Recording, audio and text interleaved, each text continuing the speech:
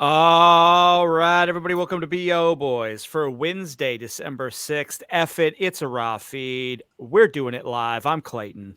I'm Pat, and Clayton, we have got a special guest because this is a huge episode. There's basically nothing new coming out this Friday, December 8th. It's a dead weekend. So we're going to instead look at the entire upcoming winter slate. So December, January, February. And so, of course, we had to bring in the heavy hitter, our preview man, our double issue, Entertainment Weekly double issue man. Oh, yes. He is Yes. Exhibitor Relations Co. himself. Jeff Bock is here. Welcome, Jeff, to the BO Boys. It is a pleasure to be here, boys. This is a big episode. I know it's not as big as summer, and it may not be as big as spring, but what we're going to bring to this is huge. It's huge, you guys. Yes, the present for all. We're going to have to bring an energy and an enthusiasm that the studios have maybe not brought to the movies they're releasing in the winter months. It's a nice throwback to, I think, back in the day when January and February were true dead zones. And we sort of got away from that because maybe superhero movies open in January and February and there's bigger releases. It's back to that. Well, you know what? We're going to go through it. There's some potential in there. It was refreshing back when theaters were robust and in great shape. Yes. It is now a little bit scary, especially with the way the strike has impacted what's coming out in 2024. To have this desert already is pretending something that is not great. Well, maybe, listen, we're going to look for the bottles of water in the desert when we talk about these movies. So I think let's get into it by let's look at the present, which is December, because December has some potential big movies and some potential big flops out there. So, Jeff, how are you feeling about December? We got Aquaman, we got Wonka, we got Color Purple. Those to me feel like the big three in terms of like what could pop off around Christmas time. I'm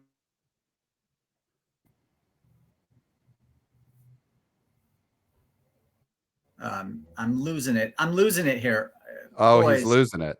Okay, now I'm back. Now I'm back on. Okay, I'll start over. I'm not sure what you heard and what you didn't hear. But yeah, Migration, I think is the other one, the DreamWorks. This is Universal's film opening on the 22nd. That's going to play into January and February, as most of their animated films do, as Puss in Boots 2 did last year. You're right, though. It's Wonka. It is Aquaman. It is Migration. And maybe The Color Purple. We'll see how that does, although I don't see that obviously doing massive business. It's not going to be Cats, mind you, but it's not going to be Dreamgirls. I don't think it's going to hit as hard as people are hoping it does.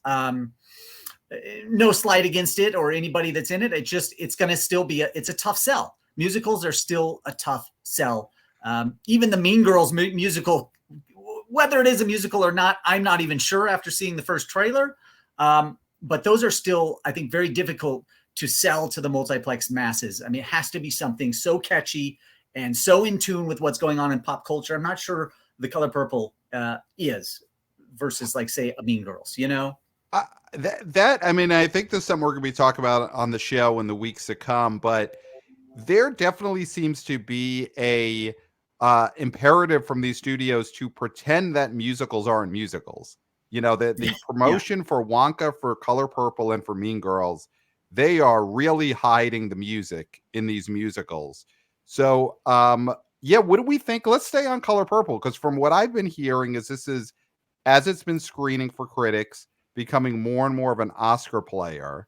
And there's been some thought that this could be the type of old-fashioned Oscar player that also does Bafa Bobo in the holiday. So, Jeff, but you're not feeling that. You don't think, like, if this comes out, big critical mass behind it, start pushing this as a best picture, you're not seeing that as something that could catch on Christmas week?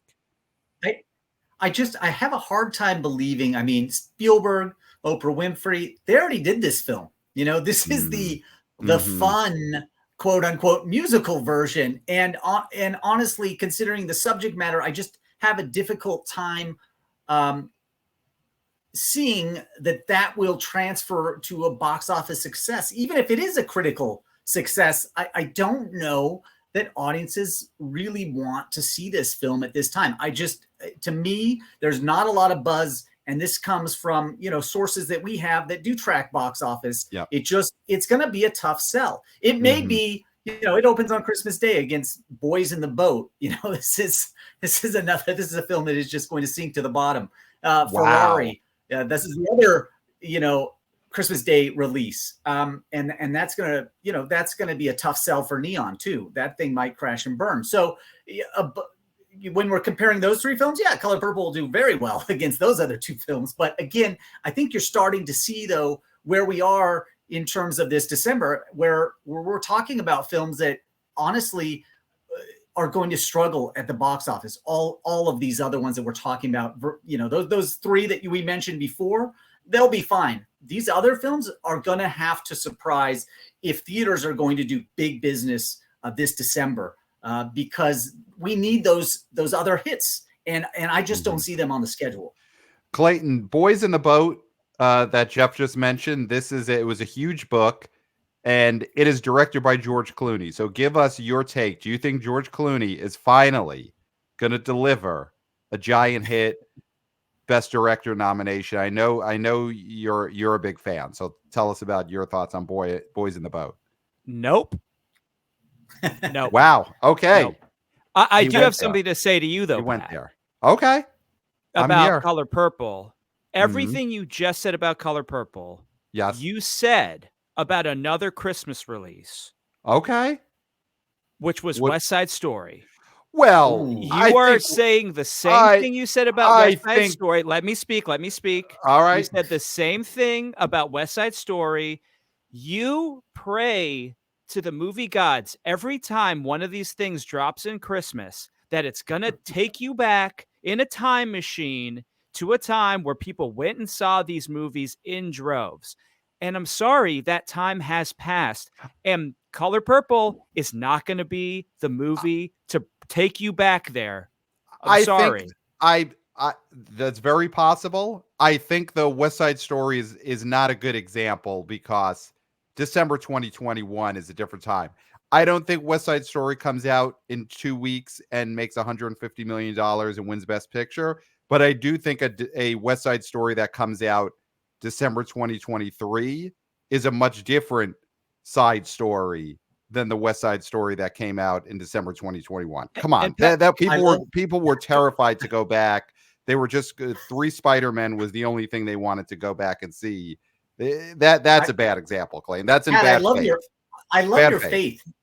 Faith and humanity around this time in December is a wonderful thing. But I have to agree with Clayton here and say that, it'll probably do, better than West Side Story, but not much. Maybe it doubles West Side Story's gross, but that's still not a lot of money. Wow. All right. Well, that could be the case. So do we think then, just looking at the end of the year, are there any sort of big traditional studio program or award type movies that could break out? I mean, I'm throwing out here Michael Mann's Ferrari with Adam Driver. Is that something that could come out Christmas, get good reviews, probably not going to be in the Oscar Best Picture category, chatter, but get a little bit of chatter, a little whispers. But more importantly, families, dads are going to want to go see that Christmas Day after Christmas. Is that a possibility? You know what that's missing? You know what that movie's missing? It's missing a couple letters. Okay. It's missing FORDV. Wow. That's what it's missing. That's what people wanted. They wanted Ford v Ferrari. They don't want just Ferrari. It's like Godzilla versus Kong. They don't just want Godzilla unless it's done right? -1. Would you guys agree Kong, that they don't want Godzilla? Would you guys say that Ferrari is the Godzilla of if Kong is Ford, Ferrari's Godzilla? I think Ferrari's like Mothra, like barely on the radar. Wow. And it's also distributed by Neon. And no disrespect to Neon. Again, they handle art films and they handle them very well. This is a big budget Michael Mann release, and they are not prepared for it. They just aren't. They are not prepared. This is not how their ship sails. You know, it is what, 3-4 weeks out. Nobody knows this film exists except for us three and a few other people. You know what I mean? It's just, this is not what they do. So it's going to be so difficult to sell this movie. Adam Driver, sure, you know, big star, but again, it is Aquaman 2.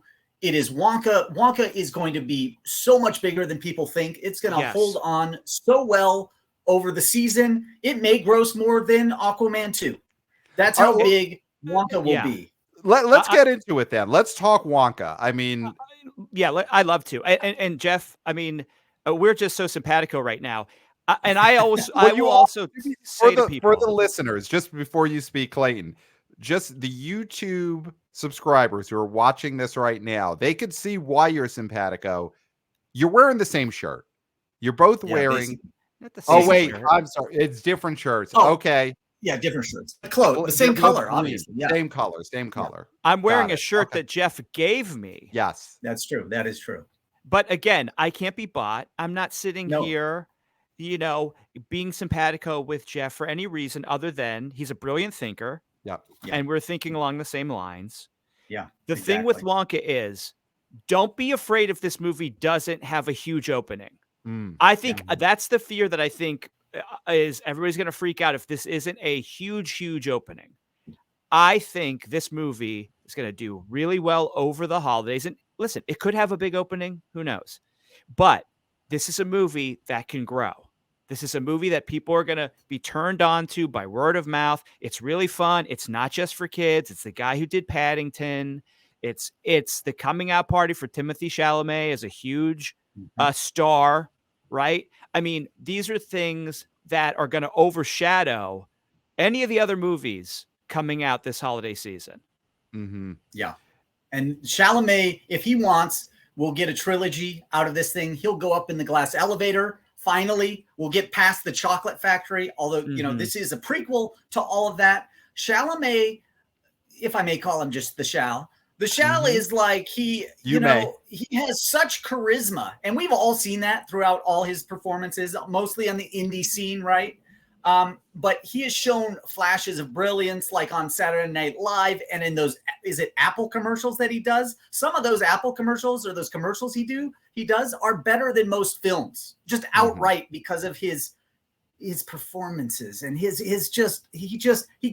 connects with audiences in very small moments. And this is, Clayton's right, this is his moment to actually connect with the multiplex masses. Wonka will burst him into the stratosphere of probably the biggest actor. Obviously, Dune started that. This will finish it. He will be the biggest actor after Wonka's done. It'll play through January, February, March. Again, there's not a lot out there. Wonka is like Harry Potter for the chocolate factory. You know, it is going to be massive. Warner Brothers, at first I kind of scoffed at it, but now that I see it, now that I saw the trailer and people's reaction to it, it's the right film at the right place at the right time. Yeah, listen, I'm simpatico with you guys on this. I also think this is going to be big. Here's a factor that I think is going to be a big part of it when we analyze it afterwards. I think Hugh Grant as the Oompa Loompa is going to be a huge deal. I'm starting to see that image everywhere. Hugh Grant, one of his most lauded performances in the back half of his career was in this director's Paddington 2. I think he's going to be incredible in this. And that is the prime number 2 role in the Wonkaverse is the Oompa Loompa. And I think that is going to be the thing that people talk about. He's a star that everyone loves. We all remember where we were at the big Jay Leno moment. You know, that I think we're going to see a lot of that replayed in the promotion for Wonka, is people revisiting how Hugh Grant turned around the late night wars in the 90s. Hugh Grant is the Oompa Loompa. That's going to be a huge thing.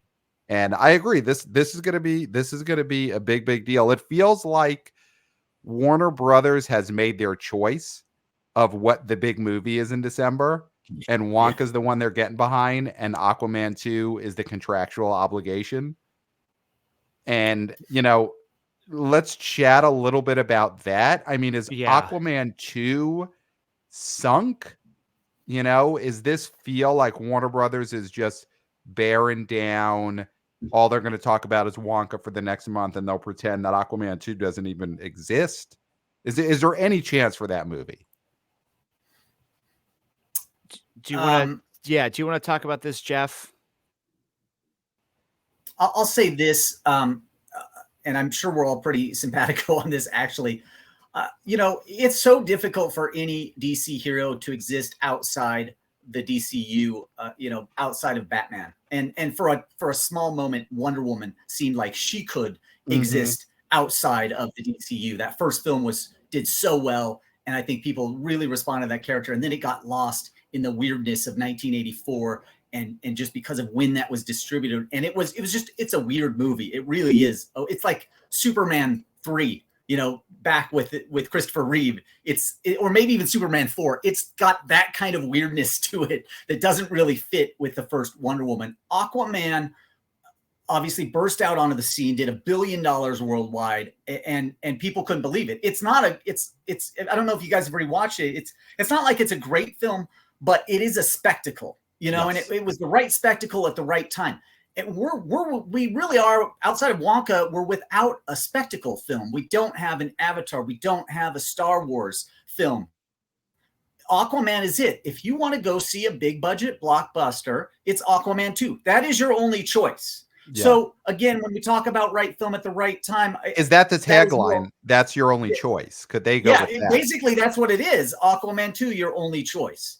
And so it's going to do okay. Will it do $1 billion? Doubtful, but it will do, I think, respectable business. Not like The Flash, not like Blue Beetle, and it does sort of exist outside of that DCU canon because of the actors involved and because it's underwater, guys. It has nothing to do with everything that's going on up there. It can be its own thing, and I think people, again, it doesn't have to have same thing that Clayton said before. Wonka may not have a huge opening. Aquaman 2 may not have a huge opening, but these films are going to exist into January and February. And when we get to talking about how awful those slates are from the studios in January, February, you'll see why Warner Brothers is going to have a clean sweep of December, with Wonka, Aquaman 2, and possibly The Color Purple. If we talk about those three films, this is Warner Brothers or bust, you guys, for theaters, right? It is all about Warner Brothers, the WB. And it's interesting that it could have been 4 huge movies if Dune had opened in June. Yeah. Here's the thing with Aquaman. And I mean, Aquaman 1 came out 2018. I mean, that 2018, 2019 run of superhero movies, you could put out any old crap and people would see it. That was the height of it. That was the apex. I mean, that was original Captain Marvel year, where it was 2018, correct? Or 2019? Which one was...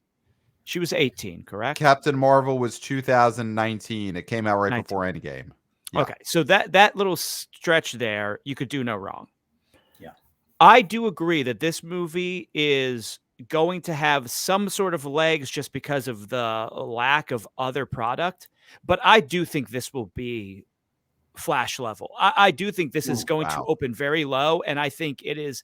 I just think we have reached the point where it doesn't matter that this is a spectacle. People just don't want it.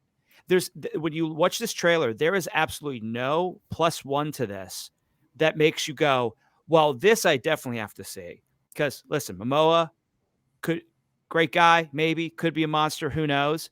But he's not a butts in the seats guy. He had a pretty lackluster SNL. Didn't get people excited for this movie. I do see this as being just another failure in a string of superhero failures. Is there a chance, and I know, Jeff, you're saying, and I tend to agree that just by virtue of the release date and the lack of stuff coming out afterwards, people will just by default have to see this over Christmas and into January. But I mean, is there any chance that the worm has turned so much on the non-Batman,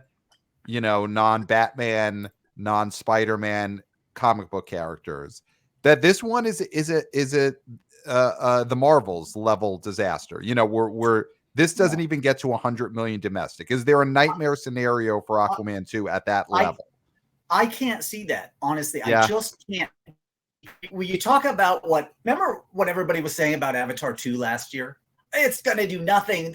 Nobody's buying the action figures. Nobody cares about Avatar. And then it went on to become one of the top movies ever of all time, right? I'm not saying that's where we're headed with Aquaman, but people want to go back underwater. You know, it may not be Avatar, but it's something underwater and it's a spectacle. And guess what, guys?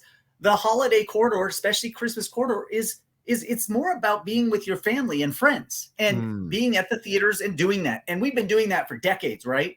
All of these, we're movie maniacs, but even just the norms out there, the regular people, they want to go see a big blockbuster movie that everybody in the family can say, that wasn't bad. That was pretty good. And that's, I think, what Aquaman 2 is going to be. Unfortunately, there's no other choice. You've already seen Wonka at this point. And now it's Christmas. It's between that quarter of Christmas and New Year's, and you got to go see another movie with the fam, and it's going to be Aquaman 2. So, you know, James Wan, the director, he doesn't make bad films. He makes visually entertaining films. Are they good? Are they bad? That's subjective, but they are in the same way that Michael Bay makes a film. They're visually a feast for the eyes. You know, your eyeballs are going to pop out. You know, that octopus is back drumming those drums, right? I mean, who doesn't want to see that again, right? Haven't we all been waiting for this octopus's return? I mean, James Wan coming back is the thing that makes you feel like quality-wise, this might give the audience what they liked about the first one. And let's forget whether we personally like the first one or not. It's a sign to that fandom, hey, if you like the first one, you could feel safe that we didn't just bring in some no-name, some schmo to come in here and do the second one. You know, it's in safe hands. So, Pat, would you say this might be a Guardians 3 situation where it is immune to that sort of lack of excitement for superhero movies because there's a true visionary director behind the lens? And I mean, obviously not at the level of Guardians. And I agree, this is not going to make anywhere near where the first one made. It will be interesting because if Aquaman 2 is a hit, you know, quote unquote hit, makes over 200 domestic and, you know, 500 million plus worldwide, or, you know, whatever we would consider, if it does so much better than the last year of all these superhero movies, it puts Warner Brothers and DC in that interesting position of why are they recasting and getting rid of Jason Momoa's Aquaman if it turns out that the audience just likes this guy? So we'll see. I think that's going to be one of the interesting stories of this movie is if this surprises and overperforms, why bother recasting Aquaman? You know, that's a longer term issue, but if this is a hit, it's going to be because people like this character played by this actor. You know, that's the only reason. And maybe it is. Maybe he is the Vin Diesel, you know, in the Fast and Furious universe. Like people just like this big tough guy as Aquaman. Guys, I just checked, but I want you guys to guess what the running time is for Aquaman and the Lost Kingdom. What do you think it is? I think they're keeping these short, and I think I'm going under 2 hours. I'm going to say it's an hour 55. That's my guess. Is they trimmed heavily, but I feel like maybe I'm wrong. Clayton? 2 hours and 23 minutes. Pat, it is an hour and 55 minutes, right on the goddamn dot. Wow. I mean, they're going for giving the people what at least they think they want. You know, they're really trying to say, hey, this isn't one of those bloated 3-hour epics, because people don't want these movies enough to sit through them for as long as they used to sit through Infinity War and Endgame. And that under 2 hour playing time, again, I didn't know that. It works in its favor, is huge. You know, it's going to be on all the IMAX screens, the PLF screens.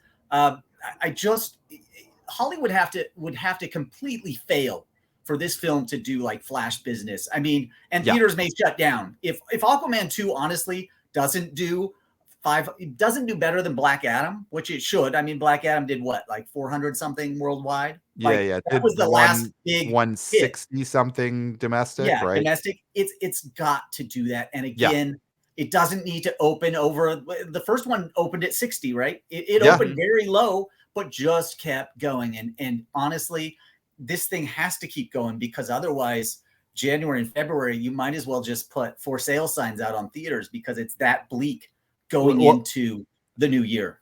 Well, we'll get into January. I think it's done. I think it's done. I do think. I just feel like nobody's interested.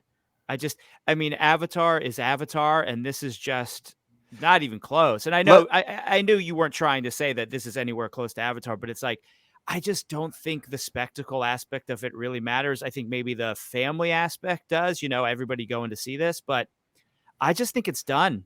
I think we're done with superheroes. Let's get an over under just quickly, Clayton. Over under Black Adam's domestic total. Under. Ooh, wow. Dang. Okay. Bold. That is bleak, man. But hey, that's the brutal honesty you want from the BO boys. You know what I mean? That is brutal truth. You know what's great is I hope I'm wrong. This is the only show where we make predictions and hope we are wrong. Yeah.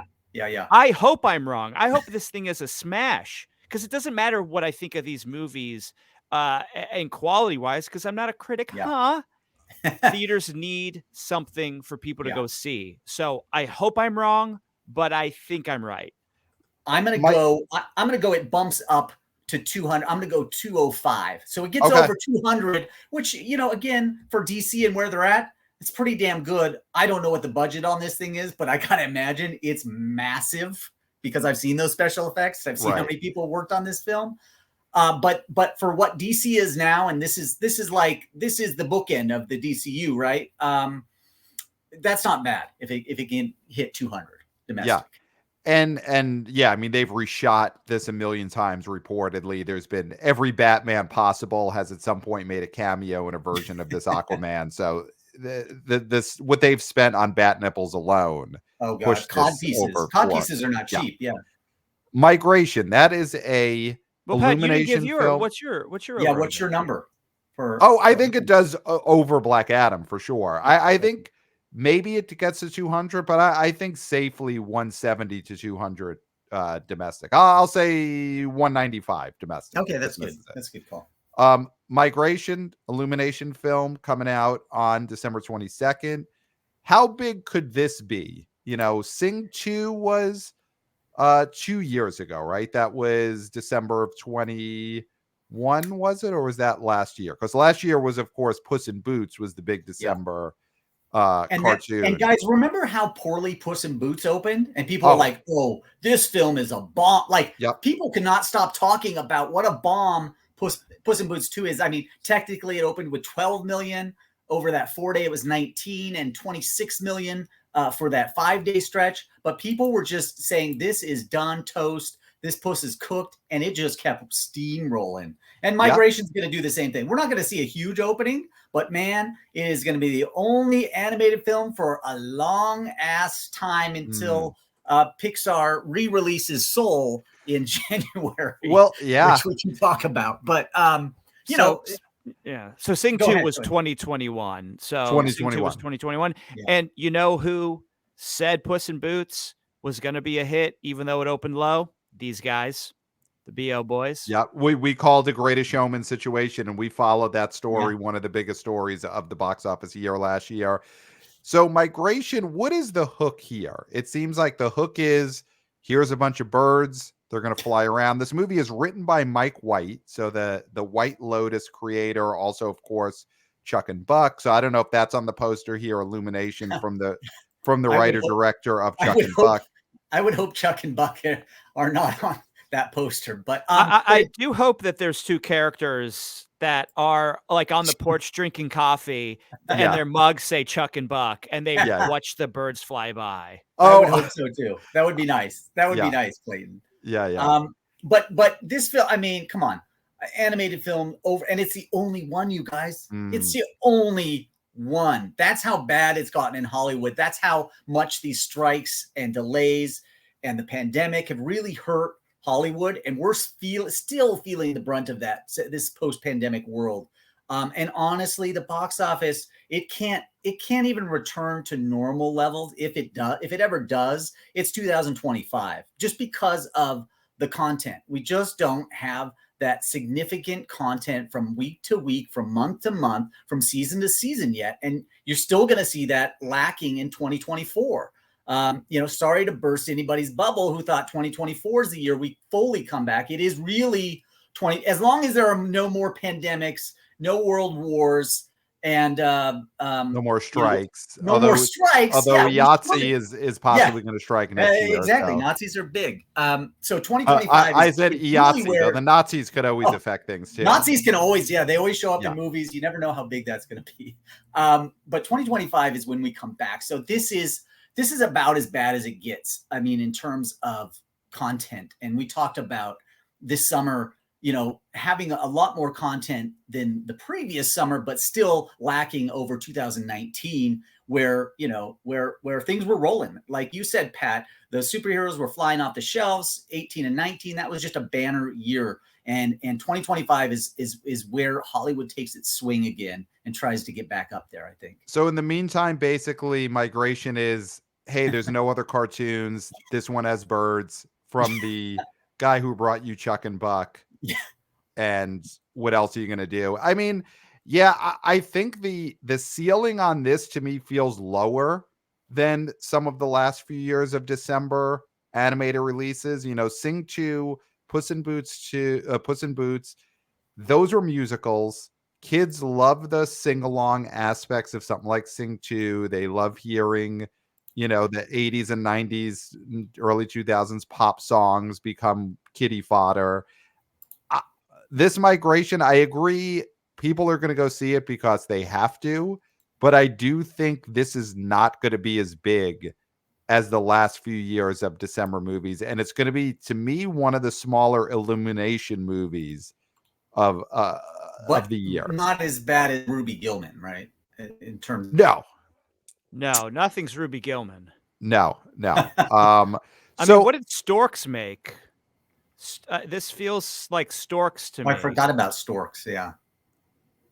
I don't have those numbers in front of me, but really, you don't have the Storks BL? Yeah, you just popped it back up. If I had to guess what Storks did, I was like 65 million. I don't know. I have no idea. So before we leave December, I just want to throw out 2 other quick movies here. Any hopes for the Sydney Sweeney, Glenn Powell rom-com, Anyone But You? That opens on December 22nd. So it's basically, the pitch is, do you want to have a date movie a few days before Christmas? Why is this coming out for Christmas? I get that you've got mail type of, you could do a holiday rom-com, but this is a beach, look at the butts, look at the abs type of movie, but you're going to see it while you're basically arriving at Granny's house. I don't get this release date. And also, of course, everyone's making fun of this trailer, but is there any hope for this movie? No. Yeah. Clayton says no. I say no. If you want to have sex with Sydney Sweeney or Glenn Powell, yes, go sit in that front row, get that first seat right there, and do your thing, with that, your choice of actor. But yes, do your thing for sure. Well, yeah, but outside of that, rom-coms, my God, it's the hardest sell in Hollywood. You can make a Western easier than you can make a rom-com these days. And Kevin Costner is doing his 2-part Western, in fact, next summer, right? Right. So I don't see any romantic comedies on the schedule for next summer. This is like, you guys, this is as bad as it gets. When we talk about the end of a genre, my God, you guys, it needs to be a hit. Yes. But will it be? No. I mean, you're right. That trailer is sad. And all they're saying in there is, look at the chemistry between these two hot young stud muffins. Go see them being hot. Well, guess what? People go, you know what? There's reality TV show for that's way hotter. And that's what people watch, like F-Boy Island. Yes. And all of these stupid reality shows that they're on every single streamer. If you want that kind of action, it's already out there. It is not. there's Instagram accounts, there's OnlyFans accounts. Like, yes, I mean, Jeff's saying go ahead if you want to, sit in the front row, pull a Fred Willard if you want, but I don't think that this is going to do anything. It looks bad. It looks bad. The That's the only biggest way thing. rom-coms succeed in theaters is with legacy stars. And I'm sorry, I love Glenn Powell and I love Sydney Sweeney, but they are not Clooney and Julia Roberts, and they are not Sandra Bullock and Brad Pitt and Channing Tatum, who has slipped into that now. They can do a hit rom-com. These guys can't. No. And you're right. It's getting dunked on. It's getting goofed on. It looks no better than a Netflix movie. Half the people are going to be running to Netflix waiting for this movie to drop because it looks at that quality. So I think this thing is going to be DOA in a very embarrassing way. Yeah. I think that I think the biggest factor here is this movie looks so bad. And that is the only chatter that you hear about this movie is people making fun of the trailer. There's, of course, a version of putting Glenn Powell and Sydney Sweeney in a rom-com where I think the move here was probably also find a big romance, modern rom-com romance novel that you could adapt, something that has some IP behind it, a title that this audience would be familiar with. I mean, this is the most generic title. People don't really get what the premise is here. It's like, why are these two hot people not just boning? Like, there's no. So, are we all saying, is this a movie that opens probably in single digits in its opening weekend? Yeah, absolutely. 3.6 million. Wow, that's what it looks like. Honest, that's better than The Sun is also a Star. Remember that one? That one. Like that's where they try to get young people interested in rom-coms. Well, young people, guess what, guys?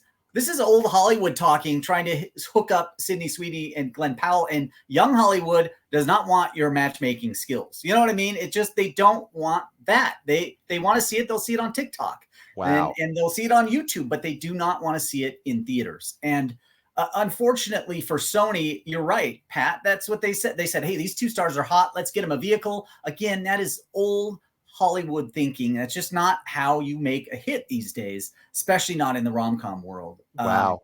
If we want to talk about what are the other surprises? Like, there are other surprises, I think, in December, like American Fiction. This is MGM film. Jeffrey Wright stars.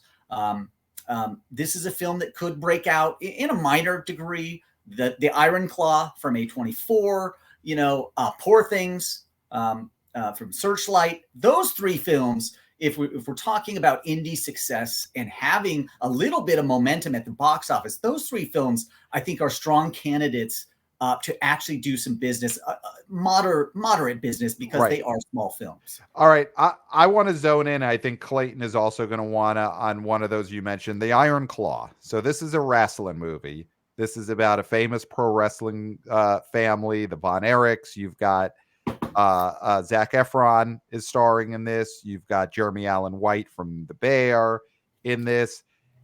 The buzz I'm hearing of people who've seen this, it seems like this is going to get really knockout reviews. And I think this is a movie that could appeal to a really wide audience because whatever you think of it, everyone's interacted with pro wrestling at some point in their life. They've watched it. It's got a lot of fans. It's, as a business, actually pretty hot right now in a way that it hadn't been in a while. And I think this could be, it's got a lot of tragedy in the premise here, but I think this could be like a guy's movie, a dad movie, a date movie, a little bit of a family movie, even as dark as it is. Maybe not families with kids, but families with adult kids coming home. I think there's some potential here with the A24 marketing machine to have this be like, I don't know, like a Lighthouse type hit, to get to, maybe this ends up at $15 million when all's said and done. Like, what do we think? Wait, did you say 50? 15. 15. Yeah. Like it ends up getting to $15-20 million when it's all said and done. Like, to me, that's the biggest breakout of those sort of art films that you mentioned. Yeah, I mean, I agree. Yeah, Clayton, take it away though. What do you think? What is the ceiling for Iron Claw? Yeah, I mean, I think listen, this is a movie that I could see, you know, you're there with your dad on, for the holidays, sitting in the Barca Lounger, watching sports. That trailer comes on, and the old man never talks, really, never says anything, never talks about the war. Don't even Yeah. ask him. No. He'll And he never tell turns you to which one. No. Which one were you in, Dad? It's not none of your business. I don't Yeah. talk about that kind of. Turns to you and says, "I'd see that." That's an I'd see that. Yes. And I think that speaks volumes. That's a movie where the dad who never speaks turns and says, "I'd see that." Mm-hmm. That is what this feels like to me. And I agree. I think if this thing is marketed enough, if they keep it in theaters, which they will because it's A24, this could make it to 20. I really do, because I do think that there's so much appeal, and I think there's hunk appeal for the ladies. Yes. People are really rooting for Zac Efron to finally break out as a dramatic actor. Like, everybody is rooting for this kid. He's no longer a kid. He's nearly as old as we are. He seems like a kid. You're right. And you got the bear. The bear is huge, and we don't talk about TV, huh? Yeah. But Jeremy is a hot property right now, and people are going to want to see him on a big screen. I think that's a key factor, Clayton, because like you said, this is his breakout. This is his first big movie role. And obviously the bear is incredible. He does incredible work on there. And now him acting with Zac Efron and them getting sweaty and muscly and going around a ring, that there's a lot of appeal there for guys and girls. So I think those elements, make this A24 a possibility, like, to be a surprise hit. The only thing that turns me off about this is obviously, if you know the subject matter, if you've researched what happens to this family, and I'm not going to if you want to go to Wikipedia, go check it out. It is a sad, maybe the saddest tale I've ever heard. And around Christmas, that's a tough sell. That is a tough buy-in, even from that dad. If you said, "Dad, check that Wikipedia first before we go to this," and then Dad's like, "Ooh, why don't we just stay around and watch the Lakers play tonight instead?" You know what I mean? Like, that may be what stops this film. It can get all the critical acclaim. Zac Efron could get that Academy Award nomination, but because of the subject matter, it may not reach outside of the art house world. Yeah. Well, let's move into next year, guys. We got to rip the Band-Aid off and talk about this sad looking January. Oh, shit. So all right, I'm going to throw out what I do think is going to be, we mentioned earlier in terms of musicals that pretend they're not musicals. I think by default, the biggest movie of January and probably February, and some I think will genuinely be a hit, I think this Mean Girls musical remake is actually going to be pretty big. Obviously, if the movie is terrible, I think that does affect a movie like this. But I mean, this is IP. This is a generational, to me, comedy that people of a certain age really feel ownership about. And I think there's going to be a lot of excitement around this. And, Tina Fey and Tim Meadows are back in it to give it a little bit of that sort of legacy familiarity. But I think this is going to be really big. I think you're right, Pat. I think that Mean Girls, whatever it's called, is it just called Mean Girls? I think it's just called Mean Girls, right? It is just called Mean Girls. They are not Mean Girls again.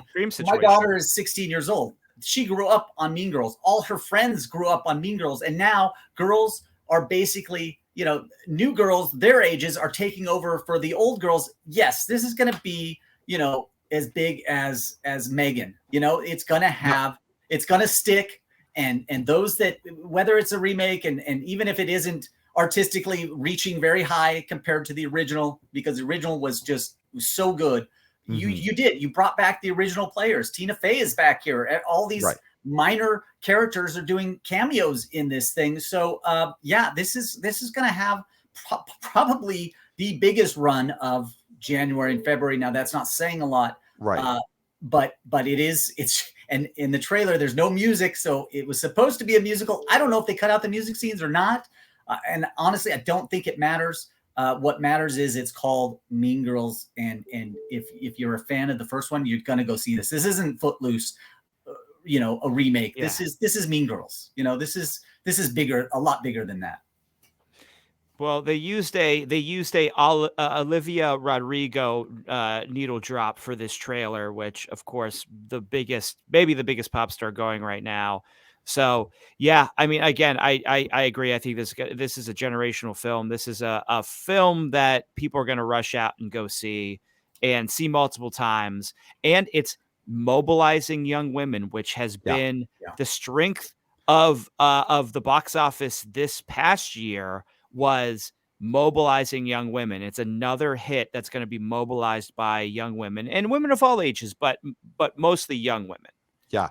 And in terms of the musical stuff, like with Wonka, with Mean Girls, I don't think that it matters that they don't promote as a musical, because it probably isn't a musical in the way we think of a Broadway musical where most of the dialogue is sung. It's a regular movie that will probably have a few big musical numbers. And the biggest movie of last year was Barbie, and basically did that same formula. Same thing. Barbie had 2 huge musical numbers, right? 3 actually, if you count the cover that they did. But that is all Mean Girls needs to sort of keep the meme momentum going, is if 1 or 2 of those numbers are just something fantastic that people talk about.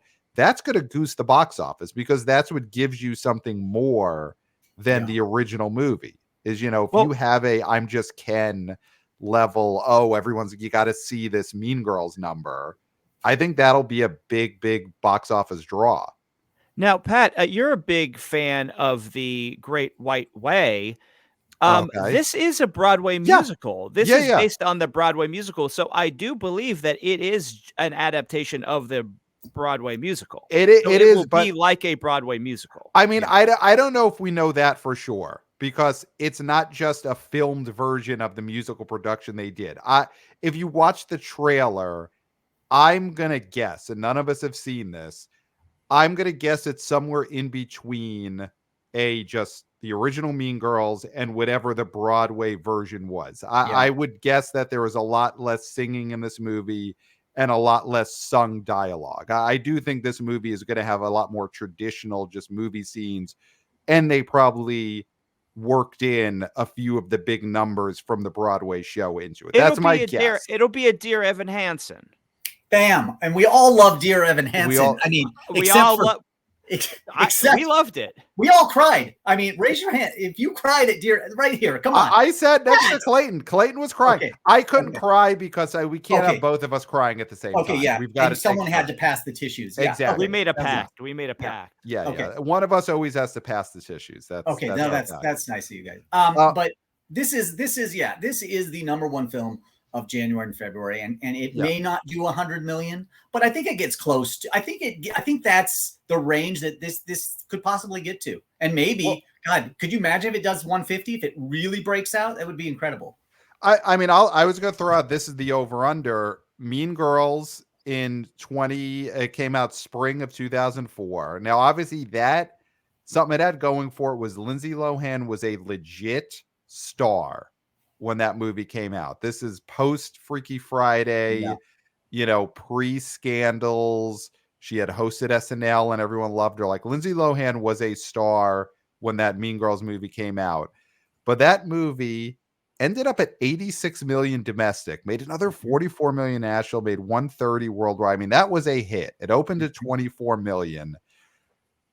Let's do some over-unders on, does this new movie open bigger than the 24 million of the original, and does it leg out to more than the 86 million domestic that the original made?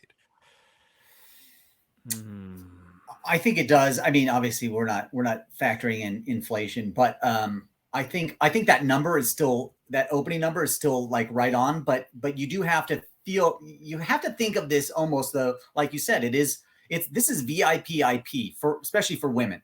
So I think it does. I think it gets closer to 30 million in its debut.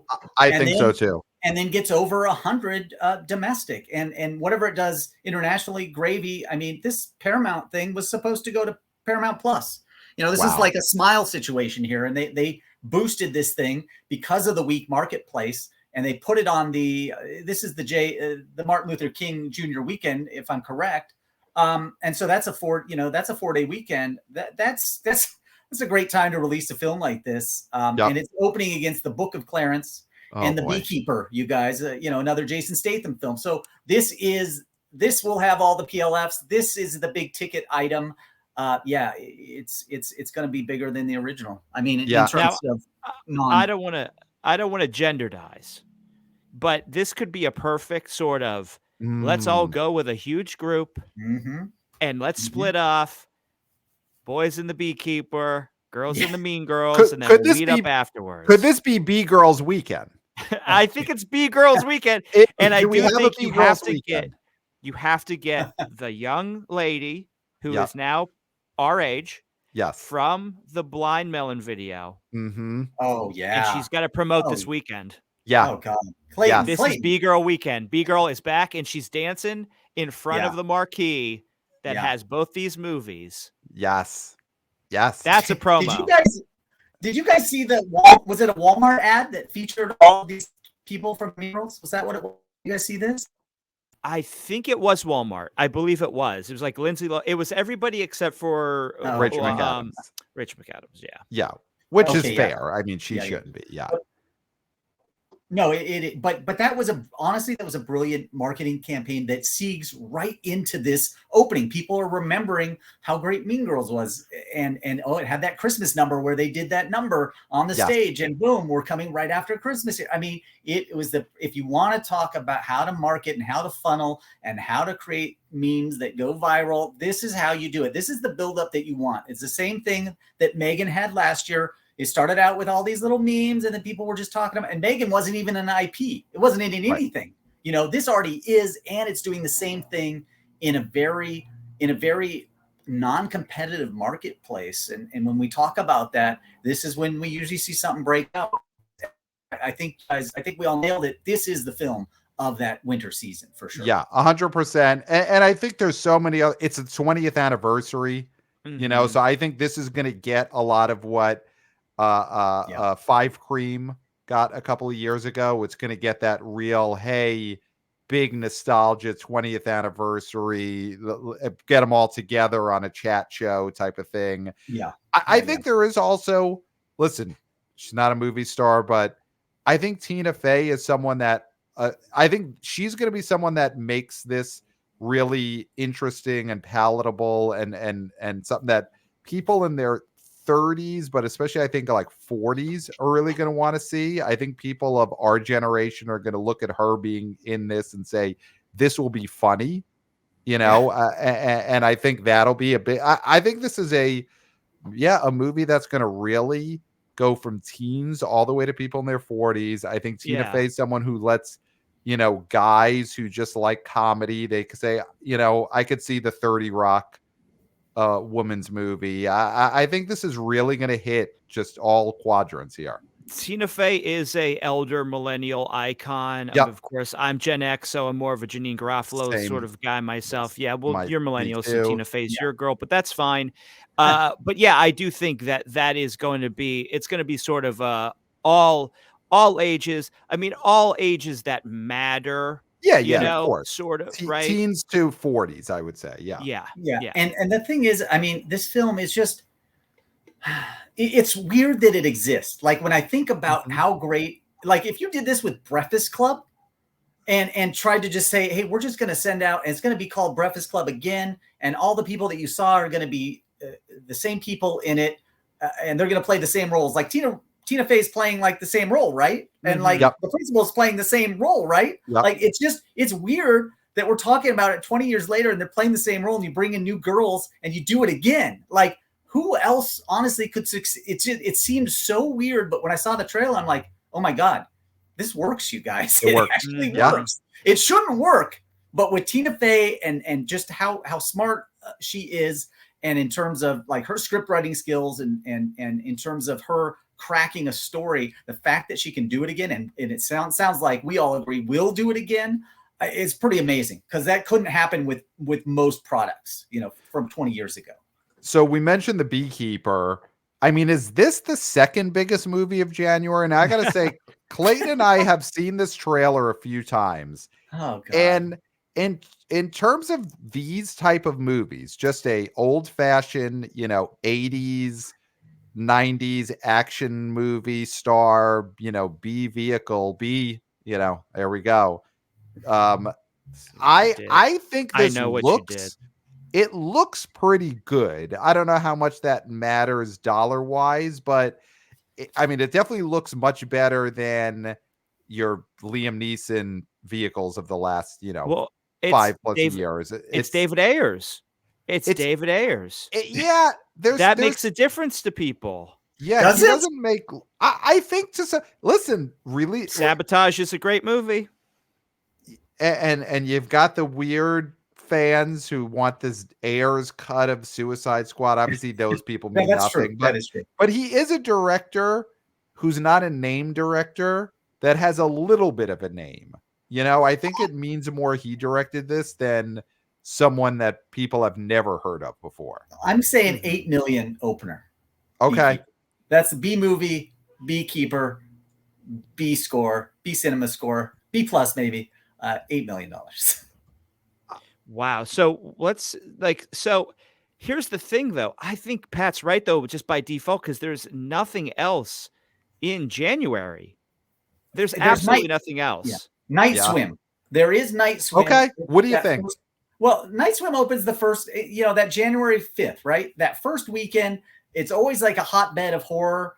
Now this is a haunted pool. I think that Blumhouse is reaching. They are reaching with this one. But it's James Wan, right? Yeah, it's James Wan. Well, yeah, he's producer on this, right? He produced it. Yeah, he's not the director. He's not the director, but again, Blumhouse knows how to market these films, and Universal, they do a really good job of over performing on this specific weekend. And horror honestly has owned this weekend, honestly, for a long time. And films that you wouldn't think would open and then 20-30 millions do on this weekend for really no reason. And they're not great films, although, I would say Megan, was a great film for what it was. You know what I mean? Mm-hmm. So just a year ago, we had Megan. Night Swim not going to come anywhere close to that. But for whatever Blumhouse does, a mid-teens, if that opened in the mid-teens, that would be pretty big, I would say. Yeah, it really does. It's going to come down to when the marketing really kicks in. Are people interested in a haunted pool? Because that is what you said it. This movie is about what if you went in a pool and the pool was haunted, not a house, not, it's a haunted pool movie. If it's like the best scene from Poltergeist, right? We all know that Poltergeist scene and those skulls and the skeletons pop up. If it's anything close to that and they can keep that level of excitement up, then I'm totally there, Yeah. Yeah. I wonder if the premise catches on both as, movies never really hit because people say, oh, that sounds so wacky, and make fun of it. It's Snakes really, in a plane. Yeah, that never hits. This is my fear, and I don't know if you guys have this fear, but if I'm alone in the pool, I do fear a chlorine shark that's slightly invisible. Like I've always feared chlorine sharks. If they can bring a chlorine shark into this and it attacks someone, and that I'm in. You know what I mean? I am in. I agree. I think swimming in pools is a slept on fear. Because everybody always talks about the ocean when it comes to Jaws and sharks and the unknown. But dark pools is a fear that I've had many a person intimate to me that is one of their fears. Especially if you're alone in that pool and at night. That is like, I don't go to pools at night. Does anybody? Because it's scary. That's why. So maybe they are onto something. Are we talking ourselves into Night Swim being able to open at 20+ million? Is there any possibility that this movie, just because it's horror, it's teens, the trailer does show a teen with her eyes closed in a pool. It's a pretty good, effective scene. Her boyfriend jumps out of the pool and she thinks he's still there. could just the genre itself and the lack of anything else like it just get this movie to be 20 million? 20 million's high. Yeah. Yeah, I think so too. I think mid-teens to high teens would be great. If it could do 17 million, that would be a great number for this, you know, low budget. What does it cost? Probably 10 million at the most. There's no stars in this. It's they shot it at a pool, you know, in Chatsworth. You know, I mean, maybe it was shot in Bel Air. I don't know, but still, that's pretty cheap. If it's Blumhouse, it's 5. I mean, most likely it's 5. Like, and not like, I know James Wan produces it, so maybe it is higher because it's James Wan producing. But yeah, it can't be. I mean, if this thing makes 40 in the theaters, it's a smash hit. Yeah, absolutely, absolutely. So, I mean, is there even, when you guys look at that January schedule, then outside of Night Swim and Mean Girls and Beekeeper, I mean, there's this Book of Clarence, which I think it's a faith-based film, right? Yeah. I mean, and those are hard. That also comes out January 12th. So those are really hard to key into. Maybe the faith-based audiences show up. Maybe the entire state of Utah, you know, makes this their number one choice. And it just goes to, you know, and it opens in the low single double digits, which would be good for the Book of Clarence. But again, it's so hard to peg that. And outside of that, like, you have nothing. Like January 19th, there's really nothing there. There's like Origin and ISS. And, you know, when Neon and Bleecker Street are putting out the wide releases, you know you're in trouble at the box office. You know, it's a disaster. That feels COVID-esque. I mean, this feels like a COVID month. I think the church bus crowds are going to be saving their tithings for gas for their bus for February. And we'll get to that when we get to that. Well, listen, here's something that's coming out in January that we haven't touched on. Disney made this announcement the other day, and you want to feel like it's 2020, here you go. They're taking some of their pandemic era, and I guess pandemic era is now a generation of Disney films, much like the you know, the revival era of Little Mermaid and Aladdin. They're pandemic era movies. So Soul is coming out in a full theatrical re-release on January 12th. It's interesting, you know, it's a Disney cartoon that never was out in theaters, so they're doing it. Clayton, let's start with you. What do you think of this? Do you think there's any chance that these Disney pandemic movies that never got real theatrical releases do any business in theaters? I can't tell you what kids like more than dead jazz musicians. You've been beating this drum for 3 years. It's number one. I mean, listen. Yeah. Finally, we will get to see these movies fail theatrically. Because then I will be edified. Because people are like, still up my ass about Elemental. People are still riding the Pixar train. Sure, re-release these movies that have been available for free for years on a service you plop your kids down in front of just to stare at, right? Try to get up the gusto to get your kids packed up, the diapers, the snacks, get them all in the van, drive them down to your theater. And listen, we're Coastal Elite, so we're able to go to a theater that's very close to us. There are some families who it is a full day for them to get to a theater and back. That is their day. That is it. Yeah. They're going to pack them up for something that they could just watch again on TV. No, I'm sorry. No. Jeff, any rebuttal to what Clayton said there when it comes to these Disney re-releases of the pandemic era? Do you think there's any business to be had here?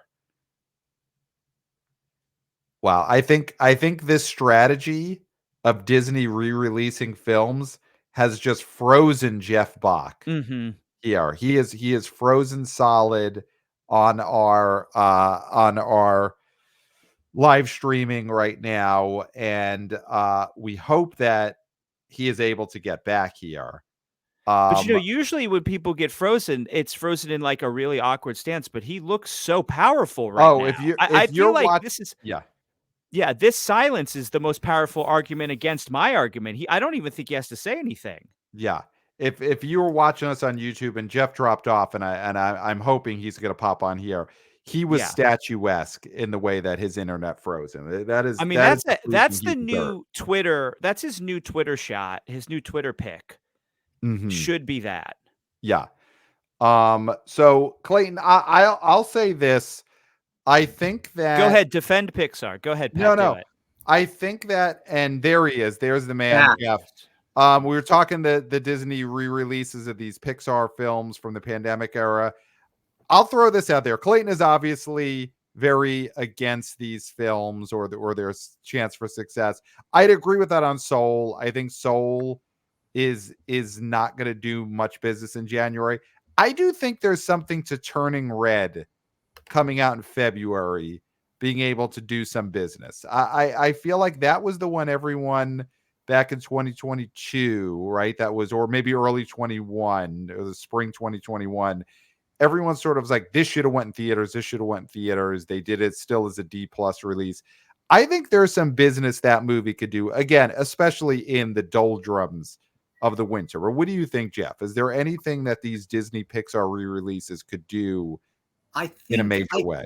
I think in terms of, if we look at all three of them, yes, nobody really, I mean, the soul thing that Clayton said is very true. That is a tough sell to kids. Yeah. Turning Red, interesting film, but my daughter, who, like I said, is a teenager, and she was at that time, Turning Red was very was a very big part of what she was going through personally, and she did not like this film. Okay. She did not, and her friends did not like this film, and I don't know if it was just it was almost like, it was not old enough for the teens that it's about, and maybe the younger kids who didn't understand what Turning Red meant. Maybe they were okay with just that giant red panda going around and turning bigger and stuff like that.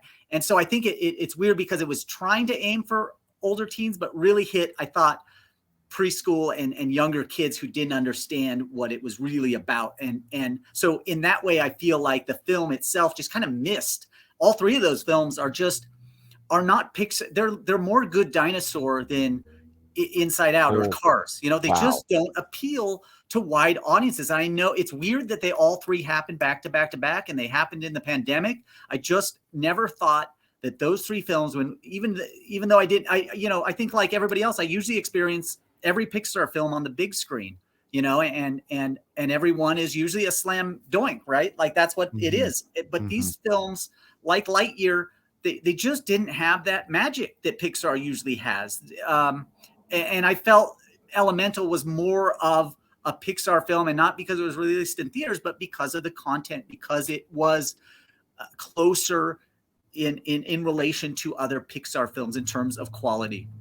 And these three films, the reason Disney is doing this because they don't have shit on the release calendar for 6 months. After Wish was released, which is bombing, they don't have another film until Inside Out 2, Disney Studios proper. Now they have 20th Century, and they have a Planet of the Apes film coming out on Memorial Day. But Disney proper, Disney releasing, Walt Disney Studios has no film between now and Inside Out 2 in June. And that is this is a horrible thing for the entire business, for theaters. I don't care what you think about Disney, and if you think they're too woke, and I really don't give a shit what you think about them personally, but as a company and who they are in terms of the hierarchy of studios, they're on the top still, guys. They are on the top because most people still like their content. It may not be as well liked as it was 3, 4, 5 years ago, but it is still the top of the heap. And so when you take the big cat out of there for 6 months, what do you think that does to theaters? This hurts everybody not having. And so I get why Disney's releasing these films, but it ain't going to matter at the box office. Yeah. Nobody is going. This is more like an art house audience that really cares about seeing these films because they miss them on the big screen. To me, this is like, art house people will go see these films, but kids and their families, no, that's just not going to happen. All right. Throwing this one out here, coming out in February. I mean, to me, this is the only other thing that potentially could be a quote unquote big hit, though I think we're all going to agree it probably won't be. Madam Web. This is a Sony Spideyverse movie, right? It's the Sony's Spider-Man Rogues Gallery movies and the tradition of Morbius and Venom and Kraven the Hunter. So this movie comes out on, February 14th. And the trailers have been out, and I think this is another one of those trailers that has just become something that people are making fun of online. What is the quote, Clayton? I was in Africa the day that your mom was studying spiders and watched my father right before die. she died, something like that. Yeah. I mean, the kids out there will know. They have it tattooed in their brains now if they Yes. are online. I mean, I don't think we have to talk much about this. I mean, this thing's gonna eat shit. Craven's gonna eat shit. This this like vein of sort of like grim, almost 90s-esque superhero movies. I mean, you'd think I would like something like this as a throwback, but they just look terrible. And this one especially seems overly complicated. I really, and Dakota Johnson has no real appeal. So I do think this is going to be a huge failure. Wait, are you saying she has no appeal with her shirt on or off or both? I would say, I'll be honest, both. I feel like she is that bland that there's no appeal there. Yeah. Wow. So not a babe of the week for this week's episode of the BO. Would not make my babe of the week. Oh, I mean, what do you think, Jeff? I do also agree. I think we're looking at a, movie that is Flash, the Marvels, Morbius. I think this thing is also just going to be a huge disaster. and look, it's supposed to be the appeal for that female audience, which we've been talking about. Hey, Barbie, Megan, Taylor Swift, all of these films have really hit with female audiences, and so it remains to be seen outside of Wonder Woman, and the first Captain Marvel, and we all know why that one was a success. It remains to be seen if these superhero films that really have the female leads can actually appeal to large audiences, to the multiplex masses. Like, listen, Morbius opened at 39 million, and that was a disaster, right? You guys, this is going to be like, we're talking about maybe 20 million. And that's pretty bad, right? If this film isn't able to even get close to where Morbius is, and it does have the spider threads, right? And that is the bread and butter of Sony, and the whole Spider Marvel universe at Sony is about Spider-Man. Now, if you tell me that Spider-Man or Venom makes an appearance in this film, we can re-talk about the numbers, because I think that does make a big difference. If they can actually connect the tissue with those two characters, and they show up maybe in the last third of this film, for the entire last third of this film, then it's something else. And maybe they're hiding that from us. I hope they are. I hope they have an ace up their sleeve, because that's what they're going to need to make this film a success. They would have pulled out Tom Holland if they had him. Yeah. After the goofing on this. Tom Hardy. I'm talking about Spider-Man. Yeah. You're talking about Spider-Man. I'm sorry. Yeah. Sorry. Yeah. Yeah. No, either they Tom. would. Either Tom. If they had either Tom, they would have pulled this out after the drubbing this has gotten, because there's no reason to hide it at this point. You have to create buzz for this movie. Yeah, and that would have been the killer tag at the end, is one of the Toms showing up. Yes. Here's a prediction I'm going to make. I'm going to get nuts, because we're getting near the end of this winter preview. Yeah. There is a movie opening the week before Madam Web. It's a movie called It Ends With Us. It's based on a novel by Colleen Hoover. I think this huge novel. I mean, Colleen Hoover is one of the biggest things in book publishing over the last few years, specifically driven by young audiences. TikTok, Book Talk, they love her. It stars Blake Lively. It's a romantic drama, which I do think has right now more appeal than romantic comedies. I think the second weekend of the Colleen Hoover's It Ends With Us will finish ahead of the opening weekend of Madam Web. That is my let's get nuts winter preview prediction. What do you guys think of the potential for this Colleen Hoover adaptation? I am so high on this, Pat. I was going to say this. I was wondering when you were going to mention this. Yeah. I am so high on this because, again, huge author, huge book. It's the book. It's her big book. The one everyone. This is the one. This is the firm in terms of her catalog. This could be a crawdads situation with the added bonus of Blake Lively, who, she has fallen on a little hard times here. Rhythm section sort of ate shit in 2020, but she hasn't done anything since then. She had that run of when she was in her element of Age of Adeline, 42, The Shallows, 55. She was one of those sneaky stars at a certain level. And I think that she's somebody who could really break out in this and has a name that could attach themselves to this that would make even more people see this, not just the book readers. And I'm so high on this movie. Yeah. You put someone's name, honestly, I hadn't heard of this woman, but when I saw that there was a name and she owns It Ends With Us, I had to look her up, right? It's the same way. We haven't had that since Tyler Perry came out with his films, right? It's Tyler Perry's, whatever it is, it's his, and it's his. And that's how I knew. I was like, wait a minute, she must be a big deal. They wouldn't put her name in front of it if it wasn't. So yeah, you're right. You guys, this is the play to get the women in. This is the next crawdads. This thing, you're right. It could, because of the lack of competition, we could be talking about a film that maybe even gets to 100 million. And then she has obviously a huge amount of books that are probably being snatched up as we speak. And they will make all of those like they did, like you said, with The Firm and all of those films that came after that. Yeah, I think this is the biggest movie of February, the biggest release of February. It also is coming out February 9th, so it's Valentine's Day week. I think it's going to get 2 weekends straight of being the sort of Valentine's movie. I will say that it doesn't win weekend number 2. Bob Marley, One Love. Okay. I think, listen, we remember what happened with NWA and how popular that film became. This generation, I mean, all generations, you could talk about Boomer, you could talk about X, you could talk about any generation you want.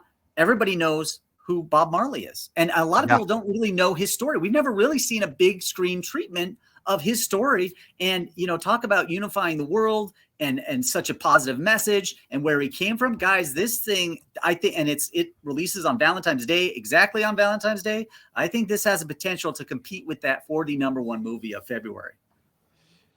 Yeah. And these movies tend to play pretty well, especially in the opening weekend. The famous are, obviously we had the Aretha Franklin movie, didn't do big business, but even something like Get On Up, it made 13 million the first weekend, right? And it made 30. That's not a great example, but yeah, I tend to agree. I don't think this is going to be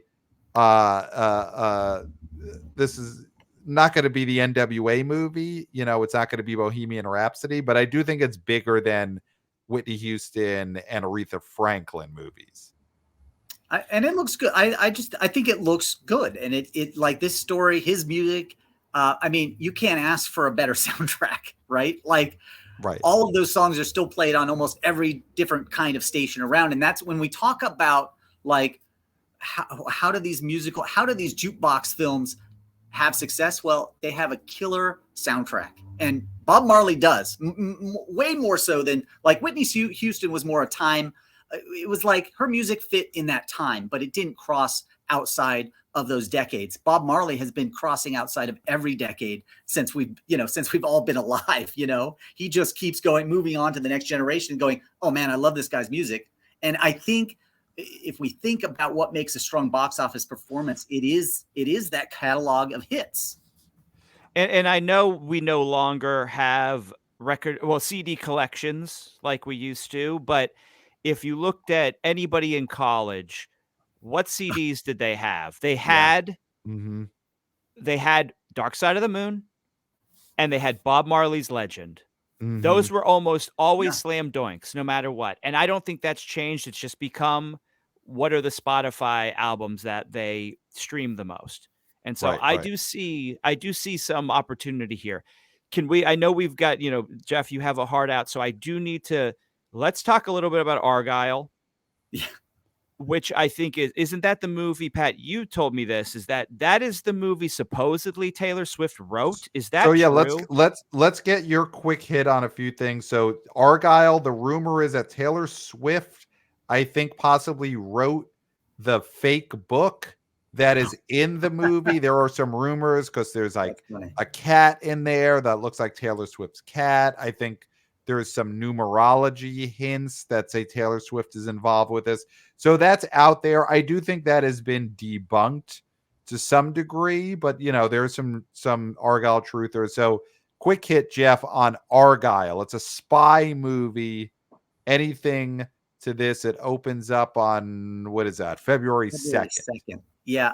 Again, I mean, there's so much going on in this film that is old Hollywood that it feels like this could have been made in the 90s or the 2000s, right? And now we're releasing it in 2024. It already feels outdated.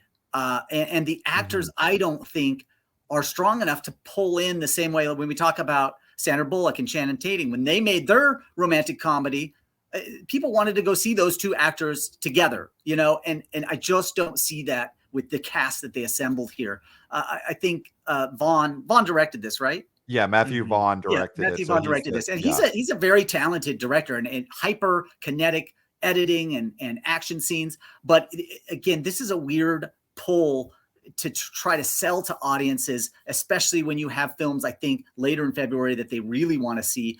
The only thing I think it has going for it is that it really doesn't open against anything. So maybe it does low to mid-teens, which again for February isn't horrible, but this looks like it cost a lot of money, right? Yeah. So do you want my quick hit, Pat? Let's do a quick hit for Jeff. Go for it. Give Jeff a quick hit. No, I'm just gonna say on Argyle, my quick hit is we'll eat shit. That's quick. That's as quick as it gets. The last thing I want to say about February, guys, is Angel Studios is putting out The Chosen, right? And this is season 4. Yeah. Gas it up, buddy. Gas it up.